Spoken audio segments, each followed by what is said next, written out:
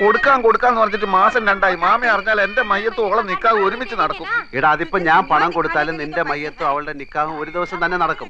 നീ അയാളെ താങ്ങി നടക്കുന്നിടത്തോളം കാലം ഈ നിക്കാഹ് നടക്കില്ല. ഓളെ വേറെ ആരെങ്കിലും കെട്ടിക്കൊണ്ടുപോകും.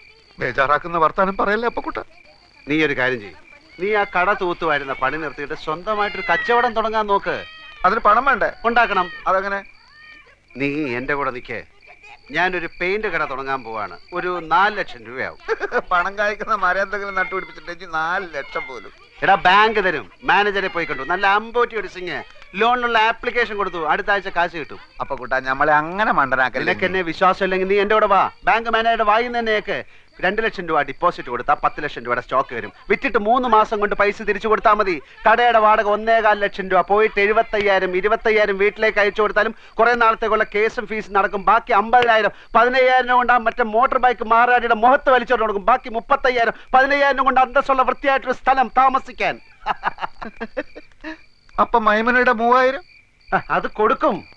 പോയിട്ട് 22,000. അത് ഞാൻ എന്ത് ചെയ്യുന്നറിയോ? കൊറേ കുപ്പായം വാങ്ങും, കൊറേ സിനിമകൾ. എടാ മണ്ട മുത്തപ്പ, അത് ഞാൻ നിനക്ക് തരും. ഒരു ജ്യൂസ് കട തുടങ്ങാൻ.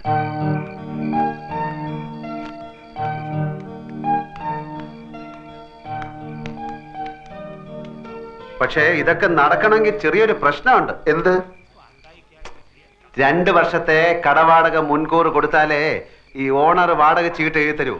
അത് കാണിച്ചാലേ ലോൺ കിട്ടൂ. തിങ്കളാഴ്ച ലോൺ കിട്ടും. 5 ദിവസത്തേക്ക് ഒരു 1.25 ലക്ഷം രൂപ ലോൺ കിട്ടി. അപ്പൊ തന്നെ തിരിച്ചു കൊടുത്തേക്കാം. നിനക്കാരാ എത്ര ഉറുപ്പ്യ കടം തരിക? നീ വിചാരിച്ചാലേ നടക്കും. നീ വിചാരിച്ചാൽ അത് നടക്കും. അതെങ്ങനെ?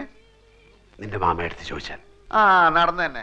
ആളും തരവ് മുതൽ നോക്കിയിട്ടാ മാമ കാശ് കൊടുക്കുക. നിനക്കാന്ന് പറഞ്ഞാൽ 10 ന്യായ പൈസ തരില്ല. എന്ത് കണ്ടിട്ടാ? എടേ എനിക്ക് വേണ്ട.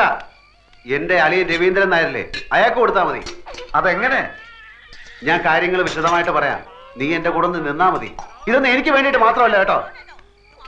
മൈമോനയുടെ നിക്കാതെ നിന്റെ മയ്യത്ത് ഒരുമിച്ച് അടക്കാതിരിക്കാൻ കൂടി വേണ്ടിട്ടോ ഞാൻ ഇതൊക്കെ പറയുന്നത്. ഇതൊക്കെ എങ്ങനെ നടക്കും ആദ്യം പറ.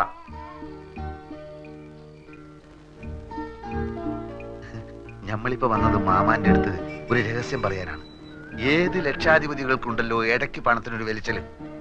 മൂപ്പരുടെ അളിയന് പുറം രാജ്യത്ത് നിന്ന് ഒരു ബെൻസ് കാറ് വന്നു. 50 ലക്ഷത്തിന്റെ. നാളെ കാർ എടുക്കണം. നോക്കുമ്പോ 1.25 ലക്ഷത്തിന്റെ കുറവ്. കുടുങ്ങിയ മാർവാടികൾ എത്ര ലക്ഷം വേണമെങ്കിലും കൊടുക്കും. പക്ഷെ അതിന്റെ പലിശയെ അവര് വാങ്ങും. ഈ പലിശ മാമാക്ക് കിട്ടിയ ചില്ലറ കാര്യമാണോ?